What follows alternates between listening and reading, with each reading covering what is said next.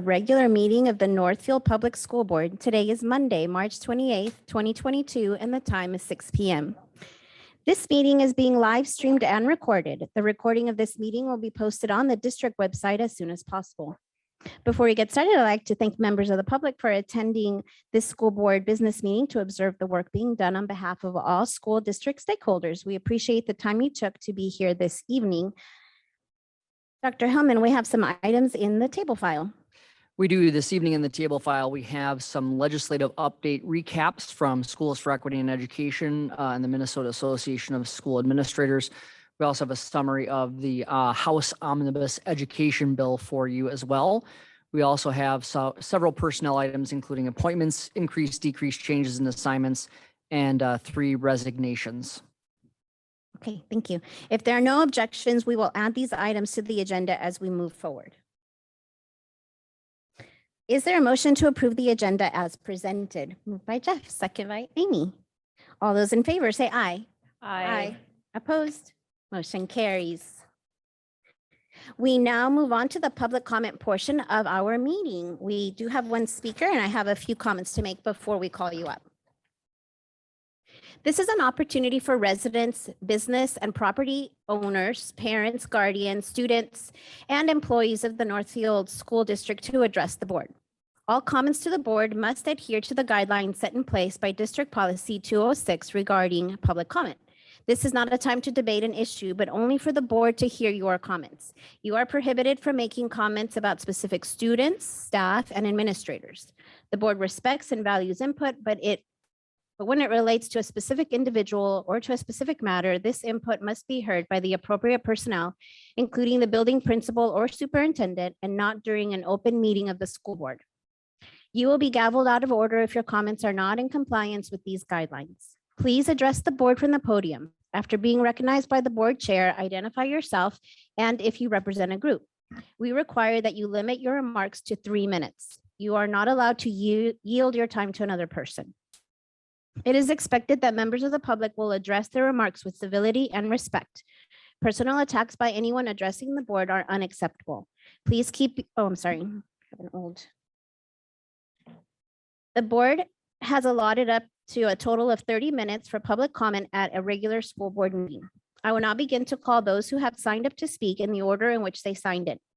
Vice Chair Amy Gerwitz will be monitoring the speaker's time. She will signal each speaker with the time they have remaining at 1 minute, 30 seconds, and 10-second intervals. Again, please make your comments as brief as possible, but no more than 3 minutes.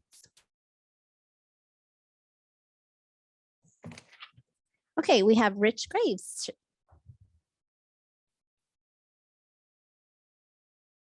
Welcome, Rich.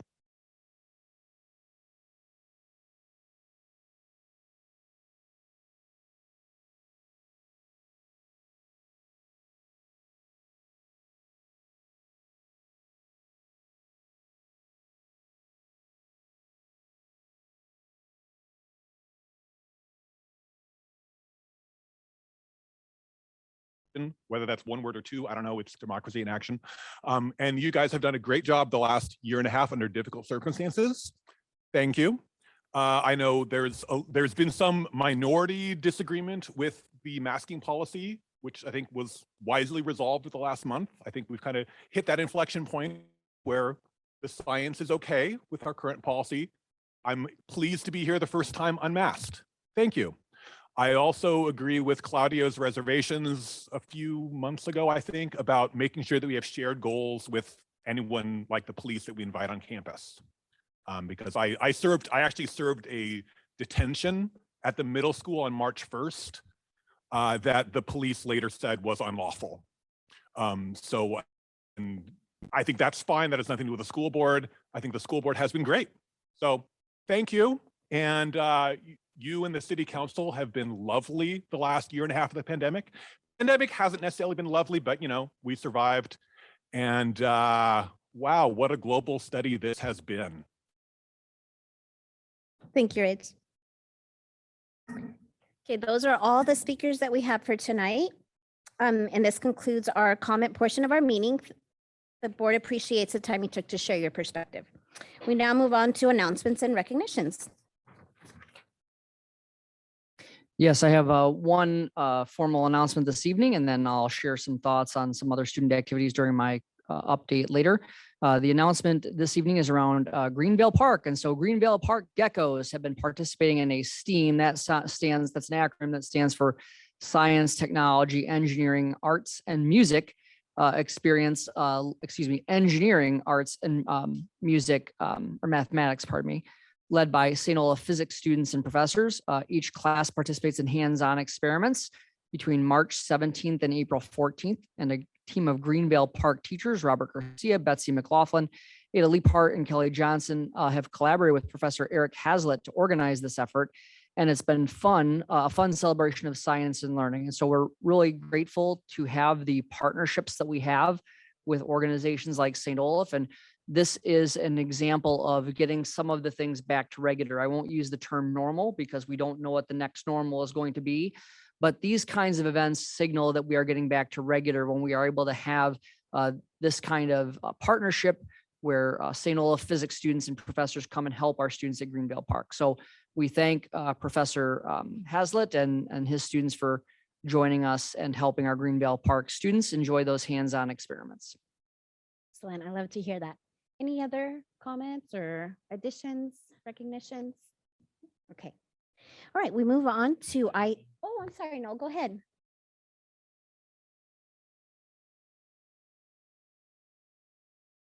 I thought the rock and roll revival was fantastic. Yes. It was, Yes, it was very much terrific. so.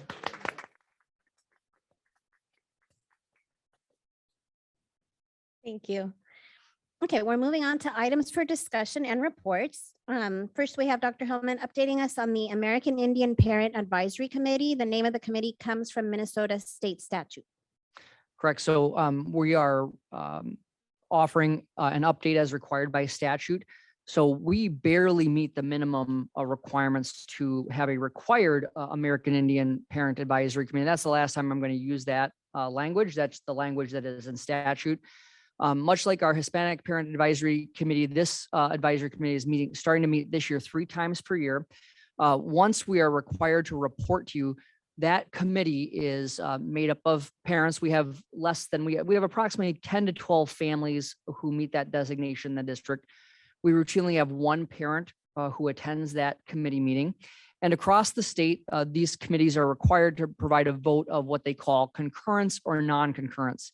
And this is around the services and the educational opportunities that school districts are providing to Indigenous students throughout the state. And so the parent committee either votes concurrence that the school district is providing quality opportunities for Indigenous students, or non-concurrence that the work that they're doing does not meet the parents' expectations. So I'm pleased to report to you that the committee did affirm a vote of concurrence for the school year.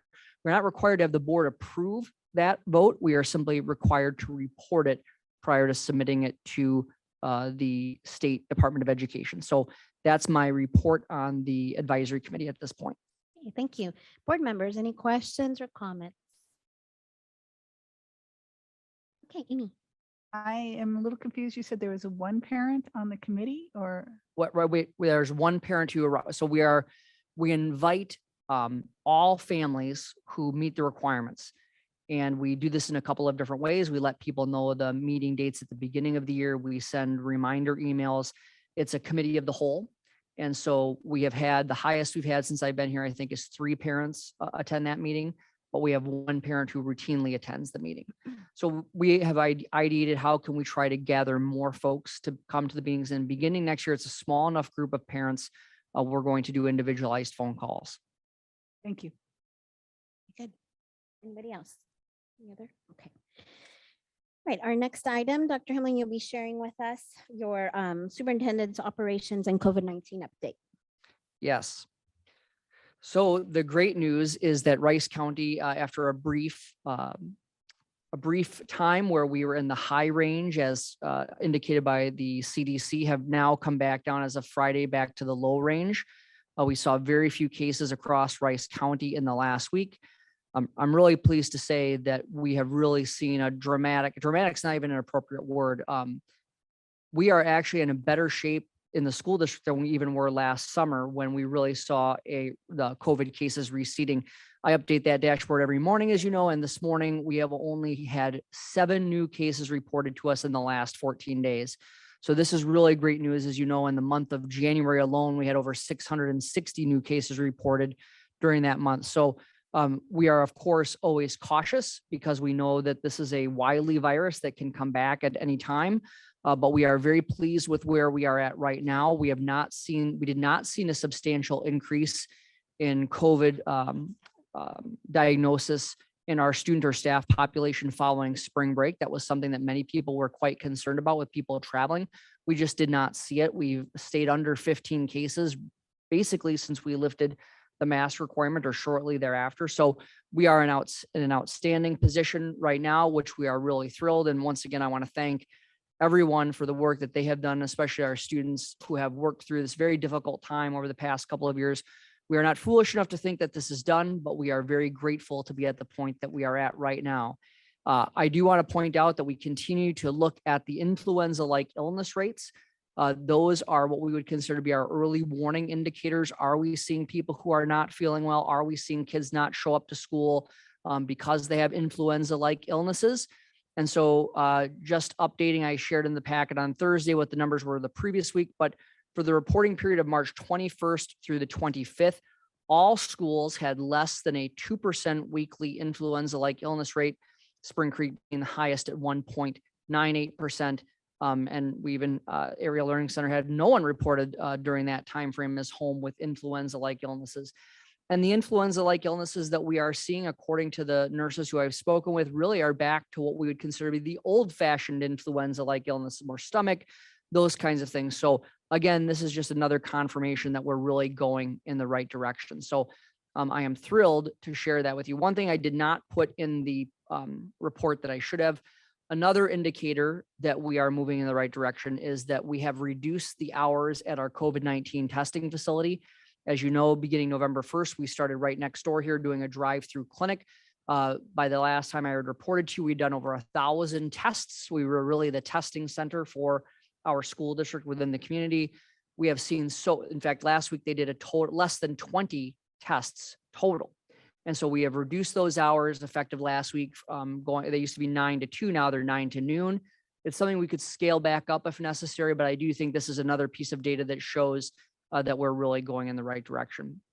As part of my report, I also wanted to share with you, that we have a commitment to anti-racism work and our continued work, especially around racial equity training for teachers. So just last week, we continued that work with our partnership with Equity Alliance in Minnesota. This month, we had 2 new trainers, Doctors Jessica Murphy and Melissa Erickson, who are new to Equity Alliance.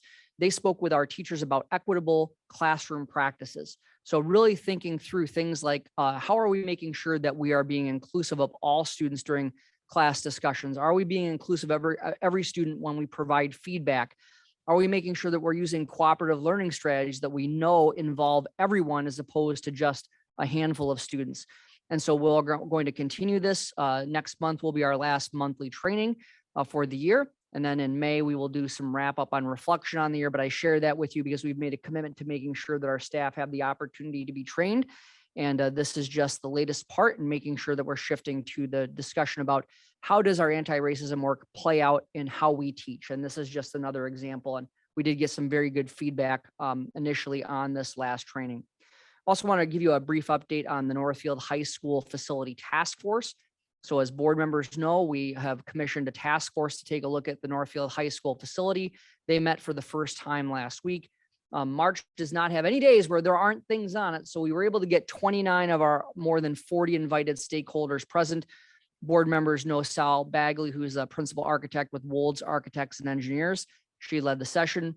The board members who are representing you on that committee are Tom Broniak and Jeff Quinnell. We focused on a number of things that evening, including educating the task force on what they're expected to complete. So what is the job of the task force? We did an overview of our demographic study and talked about the theoretical building capacity. And so when you think about theoretical building capacity, according to our architectural partners, we could actually fit 1,706 students in that building. quite a few more than the 1222 that we have there today. But that assumes that you would have 32 students in each main teaching station for each of the 7 class periods.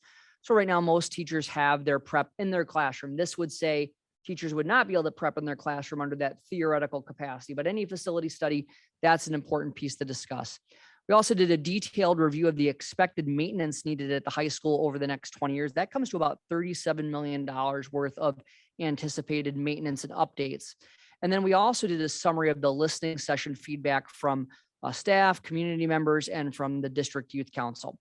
And I have given the task force a directive to consider recommendations for addressing these issues of maintenance, efficiency, and educational adequacy through renovation and additions to the existing school. And the reason for that is that we can easily calculate what a new school will cost. Any architectural firm can tell you right now, we've studied the last 10 new high schools built in Minnesota. Here's what the average cost per square foot is. And of course, right now with construction inflation being 20% year over year and a near inability to get main materials, for example, an elementary school currently being built in a Twin Cities northern suburb, the steel company just went out of business. Now they're trying to find another steel purveyor. How do you do that? It's a real struggle. So we don't even know what the actual cost per square foot will be given this 20% year over year. So we've tasked the group with coming up with solutions with the existing facility through renovation or addition. Doesn't mean that we can't consider a new facility. It just means that we want to make sure people do that work. We've also given them 3 targets, financial targets, a financial target of $40 million, $55 million, and $70 million to work within. And the key thing there is that depending on the timing of when you would choose to go for funding for a project like this, we do have around $40 million worth of debt that is sunsetting in 2024. So that first $40 million would be tax neutral. So it wouldn't cause a tax increase. So we've given the group, what would you do if you had $40 million? What would you do if you have $55 million? And what would you do if you had $70 million? And so we have 3 more task force sessions scheduled this spring, the next one this coming Thursday. Next item I want to share with you is that 2 of our school district strategic plan benchmarks are around employee engagement and parent satisfaction. I want to share with you that we have launched our annual employee engagement and parent satisfaction surveys. They've been out for about 10 days now. They are open until tonight at 8 p.m. And last check, just about a couple of hours ago, we had about 920 or so parents, and we had around 325 staff giving us feedback at that point. And as you know, these surveys, they give us a collective perspective of what employees and parents are looking at from their satisfaction. We're trying to gauge their satisfaction. We're hoping it is able to give us meaningful feedback that can help us in our continuous improvement journey. So you can expect a full report once those surveys are completed. And finally, just to play off what Noel had shared, Northfield High School completed its run of Rock and Roll Revival on March 26th. I think if you attend Rock and Roll Revival, there you really see all of the people who are on stage, several of whom I see in the audience here tonight. But we also know that beyond the people who are the main leads and who are singing and dancing on stage, there's a ton of other opportunities for students to participate, whether it be the tech crew. I still think it's impressive that they could get that grand piano on stage and off stage for one song, right? You think about that. One of the things that I love about Rock and Roll Revival is the safe space that it provides our student performers, cast and crew, an opportunity to feel a little bit of pressure. Performing before sold out audiences for 6 nights is a little bit of pressure for that tech crew to make sure the lighting is right, to make sure all of those things get to where they need to be live. I'm not sure there are many learning experiences that are more authentic than that. So beyond how amazing the shows are and how wonderfully talented our students are and how hard they worked to prepare for it, all of these things come together into what I think is one of the preeminent learning experiences that students can have in our school. It's the real thing.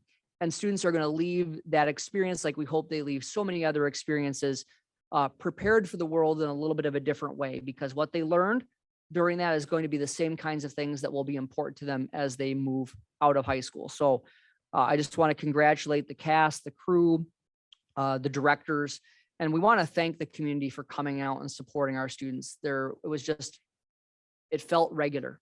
And it felt good, right, to have all those people there enjoying and being really proud of our students. So I do think it's fair to say it is a signature event for the school district, and wildly successful is an understatement. So that is my operations update for this evening.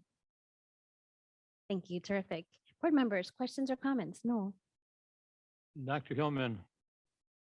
Dr. Hillman, you mentioned the task force reviewing the school, the high school. Correct. On balance, is it all pretty much positive, or is there a negative feeling in the community?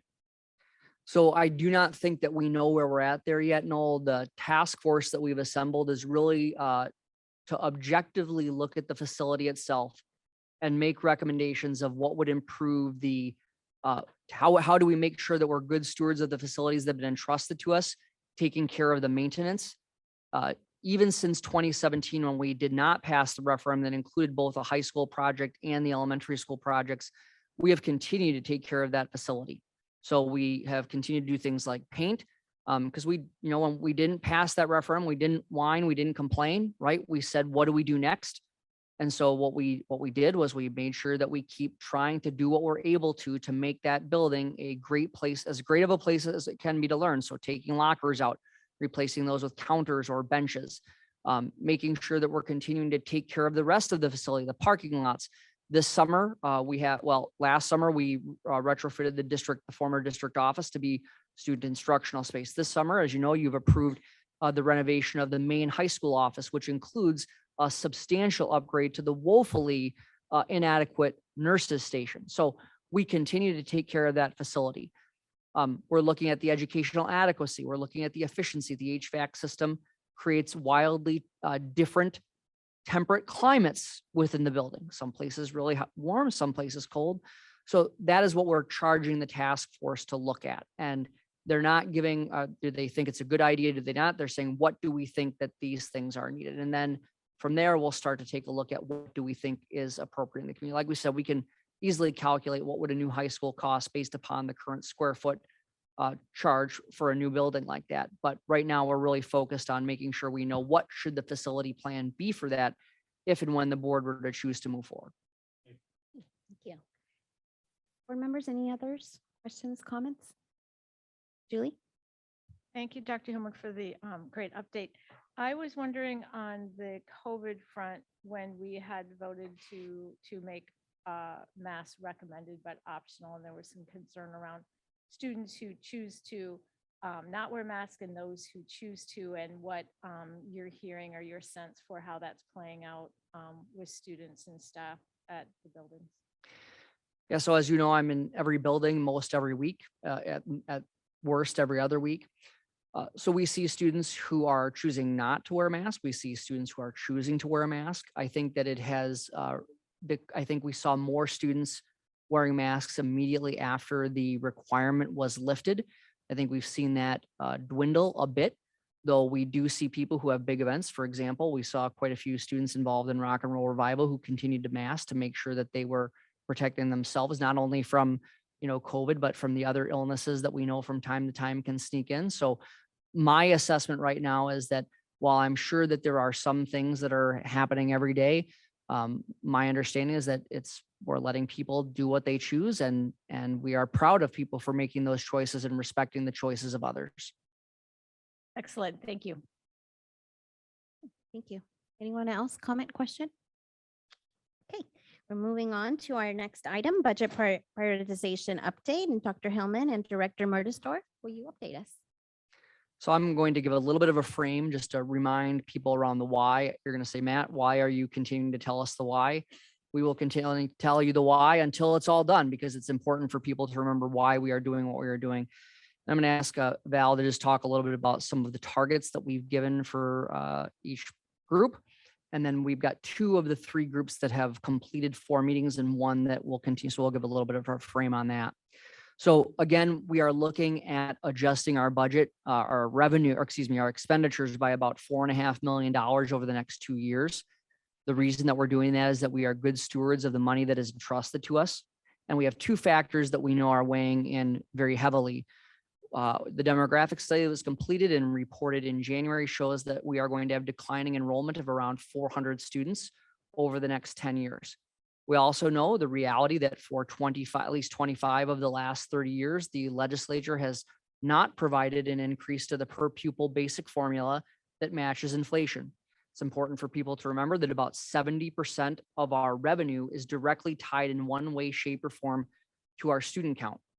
So when we start to see declining enrollment, which means we have less students this year than we did last year, and you have a legislature that does not keep up with inflation for 3 decades, nobody can outrun it. And so we have this reality. We are starting the process from a position of financial strength. We have a very strong fund balance. We did reserve a significant amount of our ESSER 3 funding. That's the COVID relief dollars, just around $2 million from that for budget stabilization, so that over the next couple of years, that as our budget prioritization committees meet and make recommendations or suggestions, that if there's something that we don't think we can necessarily implement right away next fall, that we can say, oh, we're going to implement that the next year and be able to use some of those stabilization funds to help phase those items in. So when it comes back to the why, it's that we have declining enrollment and that we know that we are going to not continue to not receive inflationary adjustments from the legislature. So those are the main components, and we have to be responsible. We have to adjust the expenditures so that we meet the budget, the impact of the reality that we're going to have of fewer students. So we've had over 60 people, staff, community members, parents, students who have participated in 3 budget teams. We have a budget team specifically looking at elementary expenditures. We have a budget team specifically looking at district services expenditures. And we have a budget team looking specifically at middle school, high school, and area learning center expenditures. And so I'd like, if Val's just going to talk a little bit about the expenditure targets. And we have 2 of the 3 groups have completed 4 meetings. And so Val, would you just share about those targets and how we're getting there at this point? Sure. So when we started this process, I took the budget and pulled out the things that are restricted, that it doesn't make sense to touch, like operating capital, LTFM, that sort of thing. And then what was remaining was split into the 3 packages that Dr. Hillman just identified. And then based on that total, so for instance, the secondary total is about $21.35 million. I took them as a percentage of the grand total and then allocated that $4.5 million across the packages. So it was proportionate. So district services and elementary are actually very similar in nature at about just over $16 million each as their total package. And so both of those are looking at about a $1.3 million reduction. And then the secondary package is about 1.85. So we're working through the priorities for each of those packages and building up to that new floor or ceiling, whichever way you want to look at it. And then going from there to analyze what's left. And so the first meeting again was really a lot of education of the committee about how we spend dollars, how it's coded. The second meeting, they spent really starting to talk about priorities. And again, we really have emphasized prioritizing what people believe would give us the best chance to meet the vision, the strategic commitments, and the benchmarks listed in the new strategic plan. And that was a really tough meeting. Meeting 2 is really tough because people are starting to get their head around, wow, you're actually using the money fairly well, and it's going to be difficult to think through this.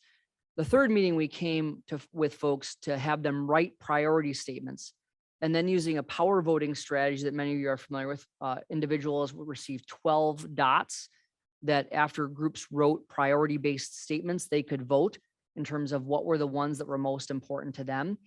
And so without giving you details, what I'm going to share is just from the elementary package, for example, there was a lot of real consensus around trying to say, how can we hold class sizes where they're at, or even lower them in some cases.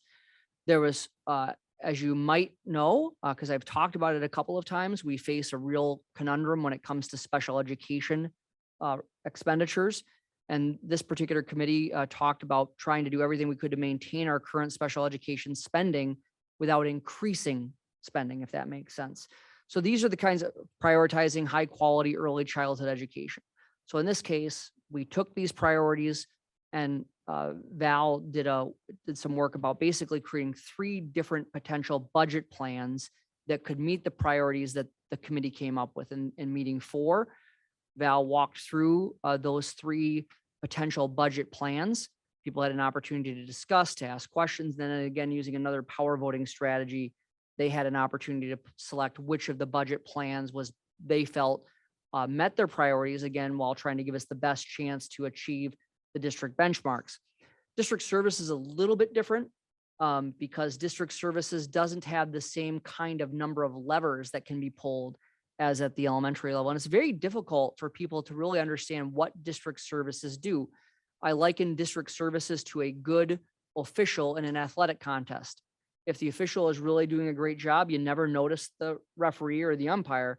If they have made a mistake, that's when you recognize them, right? And so it's very difficult for people to understand how efficient our district services are. And so by way of example, the state every year provides a ranking of, you can rank different funding criteria and expenditure pieces. If you look at 502, roughly 502 charter schools or traditional public school districts, Northfield Public Schools ranks 36th from the bottom in the amount per pupil that we spend on administration. So when we talk through that with the district services team, it's very difficult to look at how do you put 3 packages together. So in that case, we did a little bit of a different strategy. We provided a listing of most of the expenditure areas. We did use the prioritization statements that the committee had made, and we prioritized them. Groups had a chance to meet in small groups, and they said, could they live with the proposal or did they want us to do some tweaking? And overall, they could mostly live with the proposal. There were a couple of areas that they asked us to go back and take a deeper dive into. For example, they asked us to take a deeper dive into the buildings and grounds budget to make sure that we really had looked at, could we get as much efficiency in that budget as we could, and potentially using, if there was another adjustment that could be made within buildings and grounds to potentially restore some of the other things that we were looking for. So the middle school, high school area learning center group will meet again this Wednesday night. We had to reschedule them because they had parent teacher conferences and there was a rock and roll revival performance. So we did reschedule that group. Their prioritization will look more like the elementary one. So it will be more multiple budget packages. Which one of these really meet your needs? So I'll pause and see if Val has any additional reflection she'd like to offer on the meetings themselves.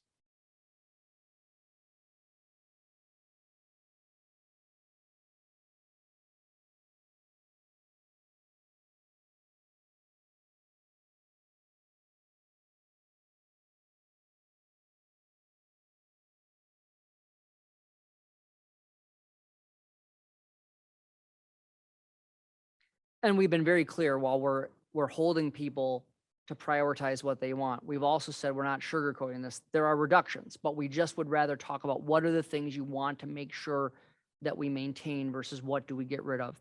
So I just want to share the next steps here. The next steps will be, we plan to bring you a budget plan on April 11th. So between this Wednesday and the April 11th board meeting, our administrative team are going to take all of these pieces from the budget prioritization teams, and we're going to make sure that we can operationalize it. So the administration is going to take those recommendations or those concepts that the committees have put forward. We're going to put it into a budget plan.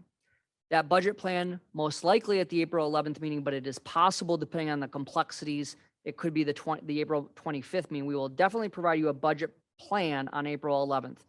The corresponding part that comes with the budget plan, as veteran board members know, we would put on at this time of the year the recommendations for reductions. So if there are program reductions that need to take place, we typically would have those shared with you at the April 11th meeting. Because of the complexity of this, it is possible that they may not come until the April 25th meeting. I just want to be upfront about that. We're going to do everything we can to have it, but we want to make sure we do it professionally, that we are able to communicate these potential impacts tactfully and in a professional way. And then from there, once you hear that, once the one piece that we're still determining is looking at, well, we know we're going to have a work session. In fact, we've asked you whether April 5th or 6th would work for you as a work session. That would be before the actual presentation of the budget plan, but we'll be able to bring you up to speed further. And then between the time that we present the budget plan and the time that we ask you to vote on it, we are looking at a community event. I'm calling it more of a public forum really thinking of it as that we would present, here is what the budget plan is, then allow people to share their perspectives on the budget plan, similar to how we do public comment. It's not a time for discussion or that kind of thing. It would be more of a time for people to come and have a short period of time in which they could share with the board their thoughts on, again, another way to get the public involved so that you have a chance to hear what they're saying. Some of the most difficult part of this budget process is that we don't have things that are not valuable. The programs and services that we offer are valuable to kids, or they're valuable or responsible to the community. And so we don't have something that you can just say, oh, get rid of that. That's simple to get rid of. That's not the way it works. Things that we have are valued by the community. So it's not a matter of whether or not we value the programs that will end up on the program reduction list. It's a matter of we can't afford all the things that we want anymore because we are a declining enrollment and the state has not kept up their end of the bargain. And so those are the real reasons. And so we certainly want to tell folks that, you know, we believe in the programs that we have. If we didn't believe in them, we wouldn't have them. And they have a positive impact on people, but we just can't afford all the things that we want anymore. And so we need to be able to make sure that we are continuing to be judicious. We've always been judicious. We have reorganized a number of programs over the years, as board members know. So we have been ahead of the game on that. But in this case, we have to just accelerate that piece at this time. So that is our budget prioritization update for you this evening. We'll then, of course, have you take the final action in either late April or early May, and then we will make those things official for next school year. Thank you. Questions, comments? Okay, Noel? I think it's fortuitous that the enrollment report comes together at about the same time we're looking at how to evaluate the use of the high school. Timing, I think, is excellent. Thanks, Noel. Amy? So I have two questions for you. The first has to do with sort of my better understanding the process of prioritization. So we're losing 400 students over 10 years, Mhm. right? But we're looking to reduce the budget by $4.5 million Correct. over 2 years. Yes. So will we, since the decline continues for another 8 years, will there be subsequent decreases that, you know, to the budget? Or are we ranking the items that so that they can come off over a longer period of time in case we get a bump from the legislature? How is that working? So that's a great question. And I'm gonna have Val help me weigh in on this. I'll just start the part and then I'll have you talk about the 5-year piece. So something that we think is not a great thing to do if we can avoid it is year-over-year cuts, right? Some districts, when they get into declining enrollment, they cut the minimum that they need to cut every year, and then you cut every year. And that is terrible. It's terrible on many levels, right? Because every year you're cutting something and it really damages the culture of your school system. So our effort has been, let's look at making the adjustments that we need to at the beginning of the strategic planning cycle, and then looking at a maintenance process, if you will, over a 5-year period. I'll have Val weigh in next. Oh, I probably shut it off.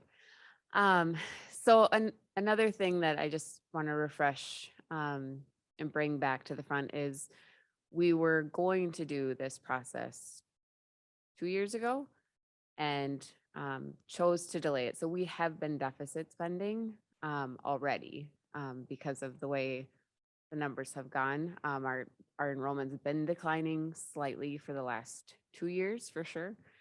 And so knowing that that is the projection for the next 10, we know that that's obviously going to be impactful. And so what we're picturing with this particular process is to readjust the budget now to our current reality. There will be an annual component. We haven't quite decided what that looks like just to assess, but we are having all of the items prioritized. So if there are things that are discontinued and we get a boost of open enrollment where we could add things back, there will be an order for which those will be addressed. And then every 5 years is going to be this big process basically to kind of reevaluate. And even if we're not looking at reducing the budget, I think that the process in and of itself is valuable for us to make sure that we're spending our resources on what's important for the community.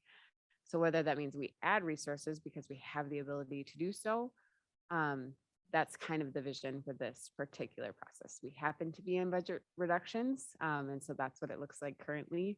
But we'll have a process to add back should our financial situation change. And then also have a cycle to make sure that we're on top of it moving forward, going either way. Does that make sense? That makes sense. And I hadn't thought of ranking things to bring back. Restoration.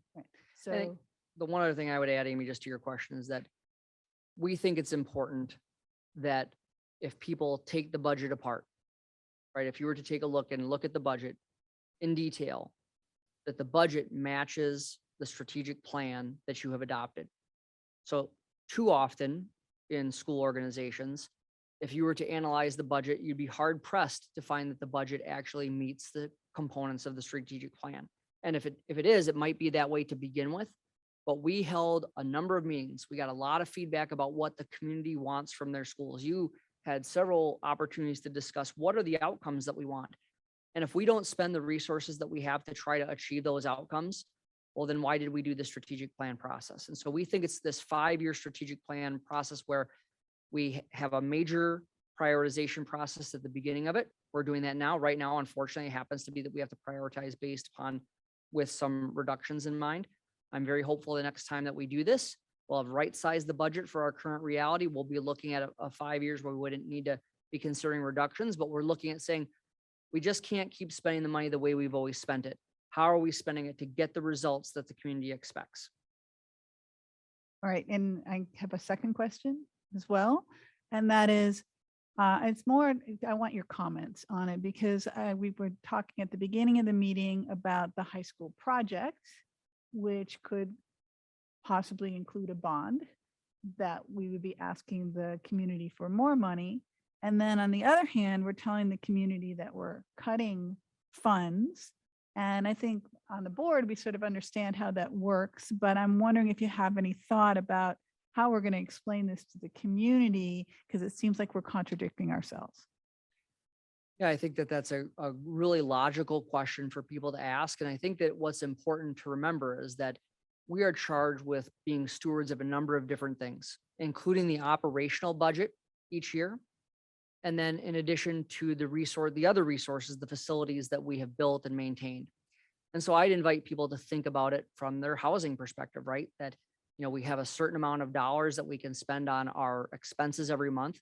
And we also know if we don't reserve and take care of some of those for our home, we could actually end up spending more. So I would argue one thing that I would share is that I think that the current high school facility, because of its inefficiencies, is partially responsible for our operational budget issue because the utilities and any of the students in the audience know all too well that the H wing does not have any insulation, right? So to try to keep that wing heated is much more costly than, for example, the new Greenville Park building that was built, with efficiencies in mind. Or if you think about the new Spring Creek cafeteria, an older building, but in addition, built properly, built with the appropriate new glass, very energy efficient, right? Those are the kinds of things. So we have this simultaneous piece and we are helped from the state. We are not able to use in general, most of the time, funds that we can use for building repair and maintenance and those kinds of things on teachers. Even if we wanted to, we could not take money from operating capital or from the long-term facilities maintenance fund in most years. There was an exception during the pandemic early on. But we couldn't take those dollars and apply and pay for staff out of that. So there is this line of demarcation that we are not able to cross in most cases. As with everything, there's a few exceptions that I'll save you the lecture mode for the evening about those intricacies. So I would say that we need to keep taking care of this facility, and any updates that we were to choose to do to the existing high school would pay back operationally. And something that Val and I have worked with a couple of buildings grounds directors on is anything that we can spend capital money on, capital funds that save operational dollars. We think that that's a win. Most of the time, that's a one-time payment to update windows or to update insulation, things like that, update the LED lighting.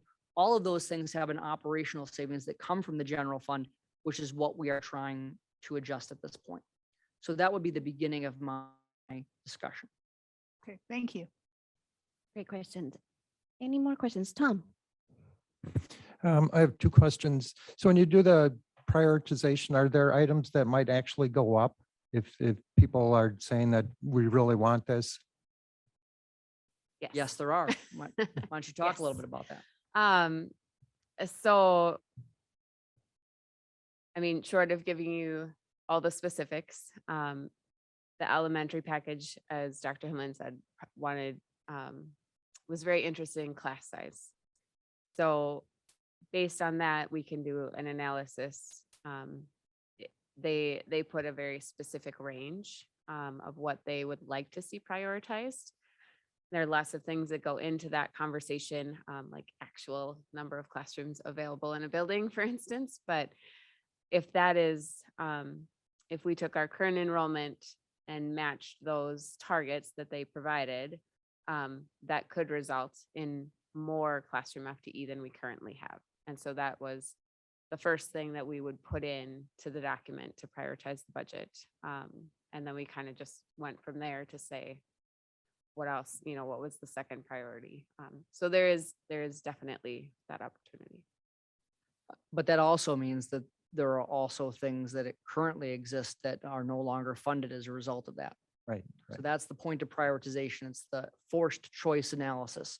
Would you rather have this, this level, an increased level in this area, but then that means you might lose this particular service or program. And that's the work that prioritization does. Zero sum game. And so another question, and it's a more not directly related to this. So the legislature just redistricted the state based on population. And if there's a continue decline in birth rates at statewide, will there be a looking at school districts and redistricting and maybe absorbing some of the smaller ones or ones that are having a bigger decline and maybe making others bigger, and when that might happen? Or Yes, that's a really great question. So I think that I'll give you my short answer to that is that no, the state won't, unless the legislature were to take specific action. And if we look at two inflection points, I would say if you take a look at probably the early 1960s and then the late 1980s is really when you saw the bulk of school consolidation in the state. So we are Northfield Public Schools. Our formal name is Independent School District number 659. And that independent means just that. It is governed. There are boundaries, right, that were set long ago, which are not going to change unless two school boards agree on a certain change in boundaries, which nobody ever does, or very rarely do they do it. So most often what you will see happen is if there was really that kind of decline, sometimes the state will provide incentives for districts to consolidate, as was the case in the late 1980s, early 1990s. There were some incentives. You could get some additional dollars to be able to do that. Consolidation is incredibly difficult. It can really create rifts in communities for decades.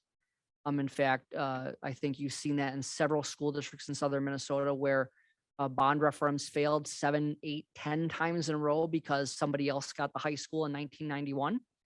And so I think it's a very difficult piece. So do I think the state would come in and say, you have to? Everything that I know about the Minnesota legislature would suggest there is no way that they would be able to come to any kind of agreement on that. Could they incentivize where people might do some kind? There have been some interesting things. It wasn't all that long ago. Governor Ventura floated the idea of moving to county school districts, right? Because, for example, we have 3 counties within our school district boundaries. There's been some ideas floated like other states do county-based school systems. Those pieces rarely get a ton of traction because people really, especially when you get to smaller communities, they perceive if they lose their high school, they lose their community. And people will fight tooth and nail to make sure that that does not happen. So I think it's a very difficult conversation. I do not see in my lifetime, unless something we can't even agree on getting some basic things done for school financing. I just don't see how they could agree on coming to a place where they could consolidate school districts. No, I don't see a pathway. okay, fair enough. Thank you. Thank you. Great questions. Anyone else? Julie? So thank you for all the work and the process that you're that the process you envisioned and how you've been making adjustments to be sure that that process has been going well and that people are providing the feedback that you're seeking. So it's going to be very interesting to see these budgets, and I just appreciate all the efforts.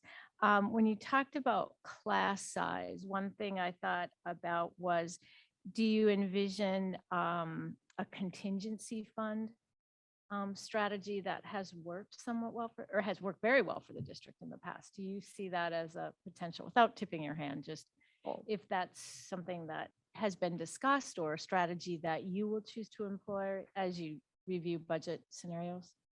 Yes, so that particular amount is included in the district services budget because we obviously oversee it. And so that was included, and I would say that was prioritized, but maybe at a slightly lesser level.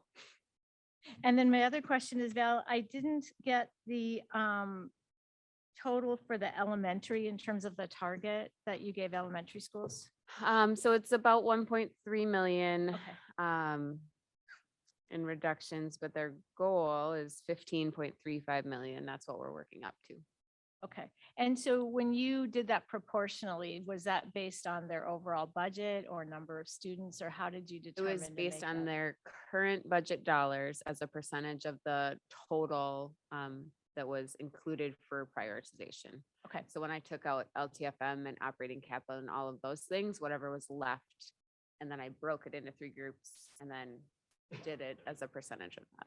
Excellent. Okay. Thank you. Yep. Jeff.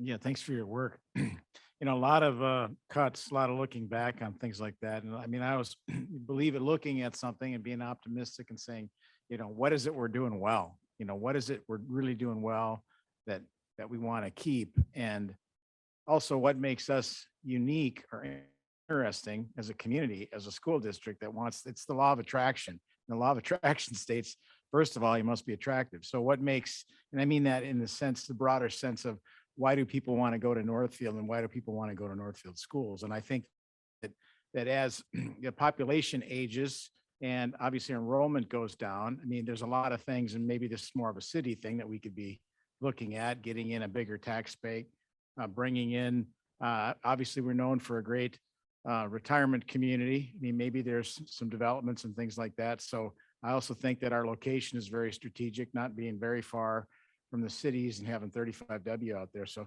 mean, I would like to see more of a, instead of kind of a gloom of doom. I mean, we've done this before and pretty effectively. I mean, what is our strength and what are, you know, 2 to 5 really good points of why come to Northfield, why go to school here, and what can we build on? So. Jeff, I think we're actually living out exactly what you just said.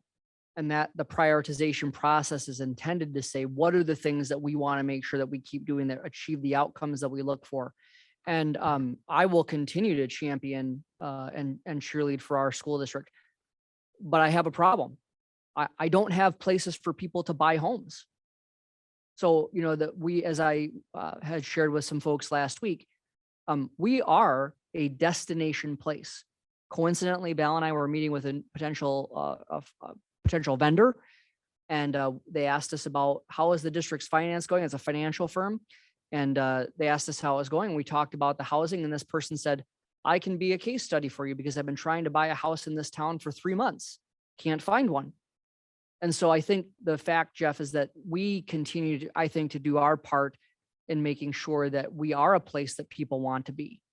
However, we have to have places for people to buy homes. And as I've shared with you before, the last report I got was less than 35 homes available in the entire school district, with over half of them averaging $350,000 or more. I'll get that latest update so I can share with it next time.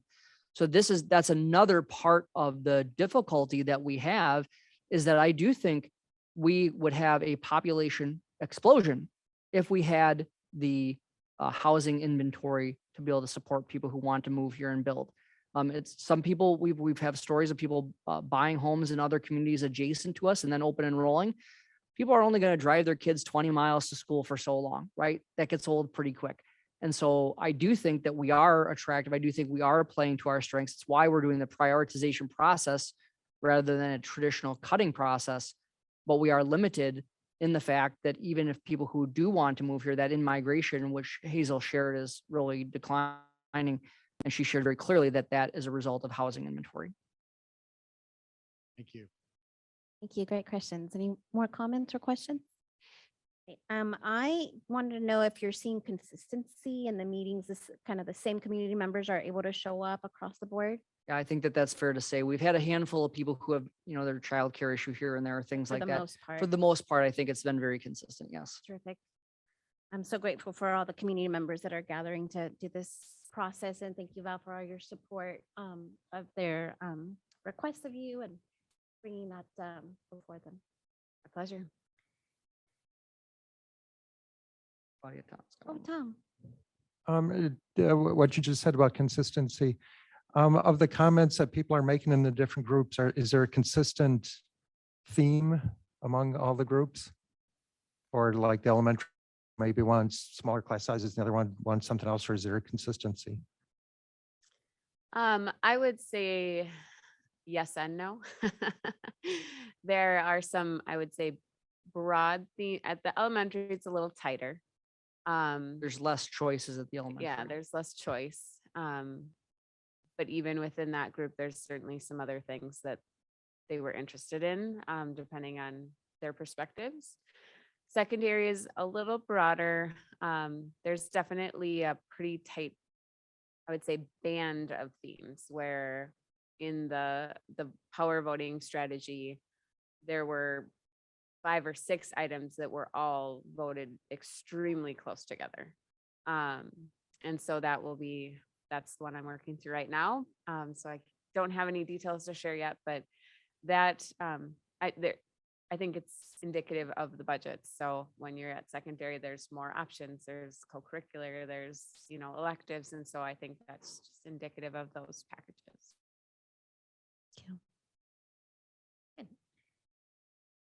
And we're going to move on to the next item, and that is a legislative update. Dr. Hillman. Yes, I'll give a very brief legislative update here. So in your table file today, we did share the latest updates from the Minnesota Association of School Administrators, Schools for Equity and Education. And as I said, an overview of the House Omnibus Education Bill. I'm just going to give you 3 updates. The first one is around targets, which is really important. So a target is what the leadership in each body of the legislature decides that the education or other committees are going to spend on that particular area. We are still waiting for the target for the House, and we understand that the Senate is not going to provide any targets, which I don't remember a time when we haven't had targets. So that will be interesting to see how it plays out. So of course, we're getting down to the end of when bills have to be able to come through committees and be heard in order to be laid over to be included in the omnibus bills as they move ahead. So this is a real important time to watch. There are a number of bills that we're keeping a track on. I'm just going to highlight 2. I'm not going to give you the numbers, but the number of the bills. But of course, the special education cross subsidy, we've mentioned that many times. We're going to ask you to take an action to support full funding of special education services here in just a little bit. The bottom line is that we are unabashed that we'd like the legislature to set aside everything else and fund the special education cross subsidy. So again, the special education cross subsidy is general fund dollars that we are paying for required, I would consider them to be morally imperative services to students with disabilities for which we are not reimbursed. Northfield in fiscal 2020, that was right around $5 million, give or take there. Last year's a little bit of a different ballgame. Of course, you had 6 weeks where you didn't transport anybody, so that impacted the fiscal 21. But around $5 million is what our cross subsidy would be. To fix the entire state's cross subsidy, it would take $781 million this year, of which the legislature has 10 times more the amount of money in their surplus. So my advocacy is that we tell the legislature and the governor to set aside all of the other education funding pieces and fix this once and for all. So that is our main focus. That's all we're looking at right now, at least from our advocacy perspective, from that spending perspective in the education committee. The other one I want folks to pay attention to is coming out of the tax committee, and that is the referendum or the equalization bill. People here know that our taxpayers pay more to generate the same amount of money for a school than say someone in the West Metro. So two districts that have the same exact operating levy. There's a district who is in the West Metro, their taxpayer pays less than what ours do because we have less property wealth, even though we have wonderful institutions like our two colleges and our hospital. Those are generally non-tax paying organizations. So if I have much bigger industry, that lowers the amount for those homeowners in those communities. So we are fully behind the equalization bill. That looks like it's got a chance to get done this time or some form of, which is great. So I'm not going to go through the items that I shared with you in the table file. I encourage you to take a look at those. I want to share that your Legislative Action Committee, Julie Pritchard, myself, Claudia, and Corey, we continue to meet. We continue to have about readily 15 people who show up on Saturdays at 10 a.m. every other Saturday to talk about how can we make sure that we tell our story to the legislature. And so we're very excited to continue that work coming up this week. So we'd be happy to take any questions on that at this time. Excellent. Questions or comments? And I really can't add anything except to repeat what you just said, Dr. Hillman. That is, our state representatives choose to use the, say with me, 9 billion with a B. 9.23 billion with a B. The surplus to eliminate the special education cross subsidy. Our budget prioritization process would not have to carry the burden of having to cut $4.5 million from our general budget over the next 2 years. And I just think that needs to be said over and over again. Encourage our legislators to move on that. Absolutely. Thank you so much for your update. Yep, you bet. I have next committee reports and I don't know that we have any, so we'll move past that item. And we're on to the consent agenda. We will now move on to the approval of the consent grouping. As a reminder, there were some personnel items in the table file added to the consent grouping. Is there anything anyone would like to pull from the consent grouping for separate consideration? Oh, I would not like to pull something, but I would like to comment on scholarships issue. This consent agenda includes $42,000 worth of scholarships. I just think that's an incredible recognition by the community of a way to influence the future generation. absolutely. Thank you for mentioning that. Okay, is there a motion to approve the consent grouping? Moved by Amy, second by Tom. All those in favor of approving the consent grouping, say aye. Aye. Opposed? Motion carries. Very good. We are moving on to items for individual action. We have 3 items to take action on tonight. First, a resolution in support of the Congressional Individuals with Disability Education Act, Full Funding Act, which addresses funding at the federal level for state students with disabilities. IDEA was passed in 1975 with the promise of funding support to states at a 40% level of reimbursement, but Northfield Public Schools, indeed schools nationwide, have not received that level of funding support. This lack of fully funding public education has obligated our district to use funds out of the general budget to cover the expenses of providing for all students. The full resolution is in the table file. Is there a motion to approve resolution in support of the Congressional IDEA Full Funding Act as presented? Moved by Julie, second by Amy. Board members, any discussion, comments, questions? Amy. Well, I think this is a good resolution. I'm just curious, who gets it? What happens with it? How do we think it might influence people? So when we take this resolution after it's completed, we will deliver it to Angie Craig, who is our representative in the U.S. Congress. We'll also make sure that Senators Smith and Klobuchar get a copy of it. We'll also add our name to the list of the scores of other districts in the state who have taken this. MSBA would like us to be able to submit this to them. And of course, we'll also use it and share it. In fact, I have an appointment with Senator Draheim on Wednesday morning. I will share with him that you've taken this, even though it's a federal piece. Of course, the federal money flows through the state. And so we'll share with him as well. So we'll share it with our representatives. And of course, we'll continue to share it through our discussions with the media and through our Legislative Action Committee. And another question I have is, students with disabilities, does that include all the special education students, or is it, how is that defined? So I would say that yes, it covers students with special education, and it potentially even could, it would also include people who have 504. There could be people with 50 who access accommodations through the section 504 of IDEA, but for certainly it takes these special education students into account.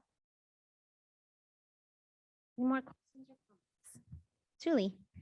I just wanted to comment that I appreciate MSBA preparing this resolution and offering it for school districts to take action. I think that, you know, we've talked a number of times about our special education cross subsidy, and we go to the state level, but this is taking it to where it, you know, its origin, which is at the federal level. So in some ways, I'm surprised we haven't done this before, but I'm very, very happy we're doing it. I know that there in the history, there was a very long serving congressional representative from Congressional District 2 who a number of times brought this before Congress to try to advocate for full funding. But again, I can imagine that if it's 800 million in Minnesota, what nationally that figure is. And that's a daunting figure for anyone to see and to try to wrestle with. But I think it's important that we continue to say this is a huge issue for school districts. And I'm glad we are taking this to the federal level as we continue to fight here with our own, grapple with our legislators and helping them understand what a game changer it would be for the district if we are funded to provide these vital services to our students. So thank you for bringing it forward, Claudia. Thank you. Anyone else, comments or questions?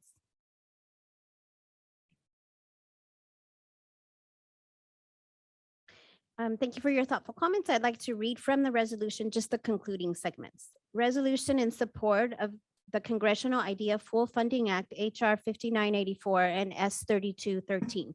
Be it resolved that the Northfield Board of Education supports the IDEA Full Funding Act that will help strengthen the federal investment in special education by authorizing a 10-year plan to fully fund the federal share of IDEA, and be it resolved that the Northfield Board of Education urges Congress's strong bipartisan support for and passage of the IDEA Full Funding Act. And now, therefore, be it resolved that the Northfield Board of Education remains committed to providing students with disabilities and their families the supports they need.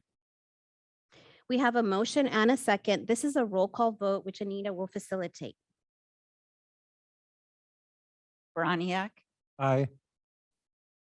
Gurwitz, Gonzalez George, Aye.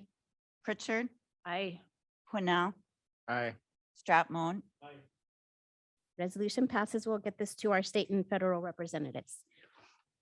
Thank you, board members, for your strong advocacy on behalf of our local families. We move on to item B, 2022 through 2025 Achievement and Integration Plan. Is there a motion to approve the 2022-2025 Achievement and Integration Plan as presented? Moved by Tom. Second. Thank you. Second by Julie. And Claudia, I do have Director of Instructional Services, Hope Langston, here to answer any questions that people might have about the plan. Wonderful. Hope, do you want to give us a summary? So we wrote our first achievement and integration plan 3 years ago in 2019, right before the pandemic hit.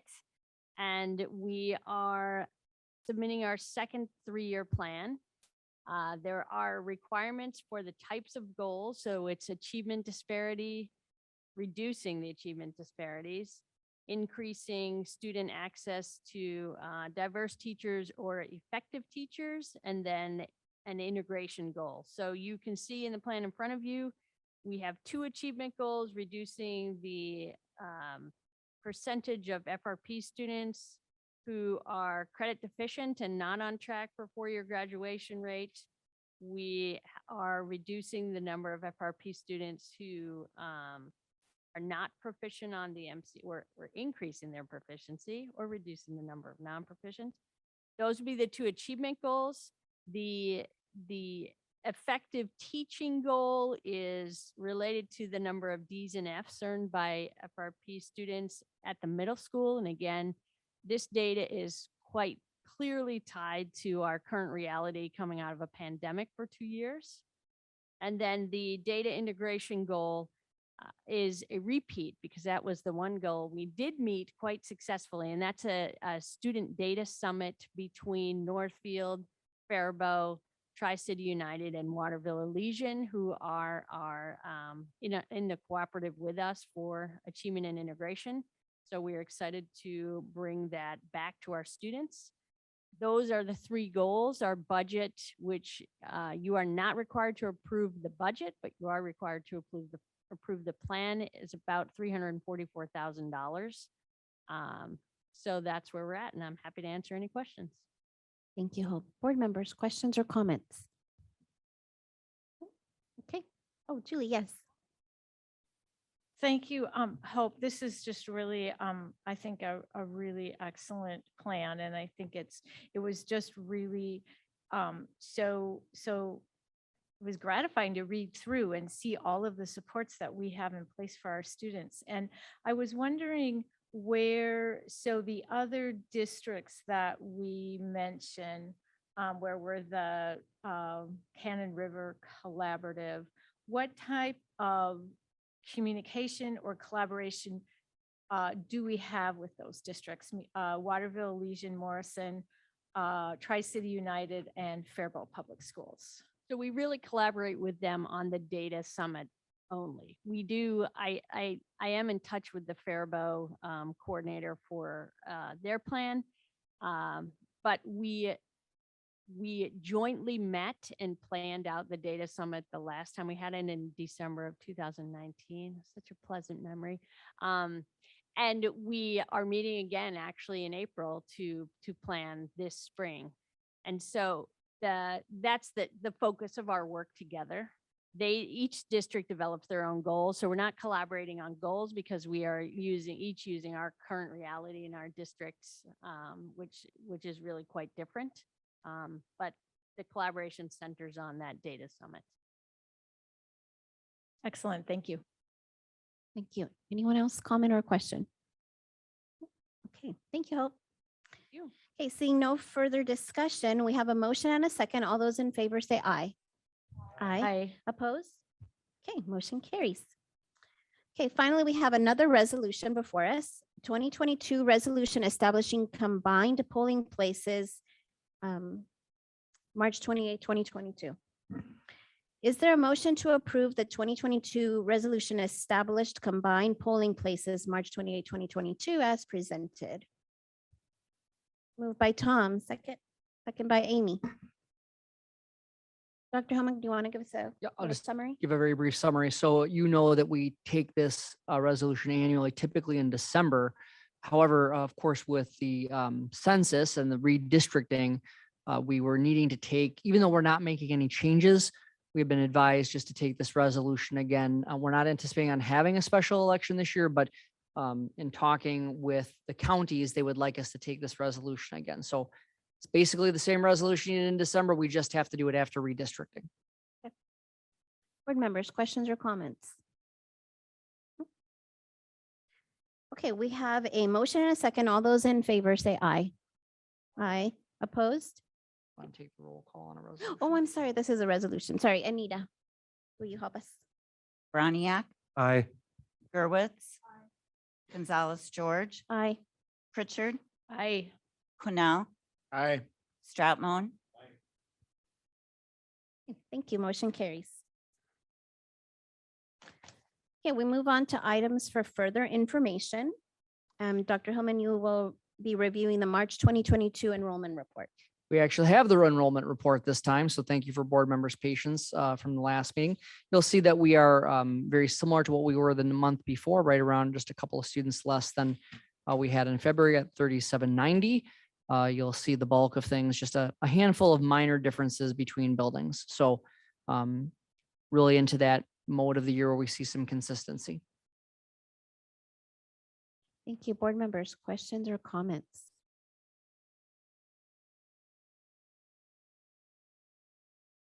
Nope. Okay. Thank you. And then our next item is regarding our work board sessions, and we're looking at April 5th or 6th from 5 to 7 to focus on the budget prioritization, as well as 2 work sessions regarding the high school plan followed by a session June 13th from 4 to 5:45 right here, right before the regular board meeting to finalize those high school recommendations. So I think that I don't think Anita, I'm going to ask you just to share if we've established a date for the 5th or 6th.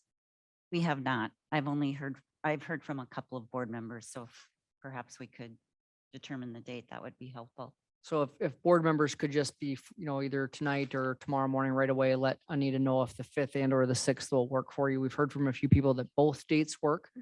And so we just want to make sure that we are able to provide the appropriate notification. So if people would be able to do that for us, either before you leave today, you can certainly just tell me directly, or if you can send an email to Anita that if the 5th and or the 6th would work for you, we would appreciate that. And again, the 5th or the 6th is going to be really about trying to prepare you for the budget prioritization proposal. We may not have the full proposal there yet, but what we're going to be able to share with you is some additional detail on what we've talked about this evening, and really start to show you what some of those priorities are, so you have a chance to think about them prior to us bringing them to the board. Thank you.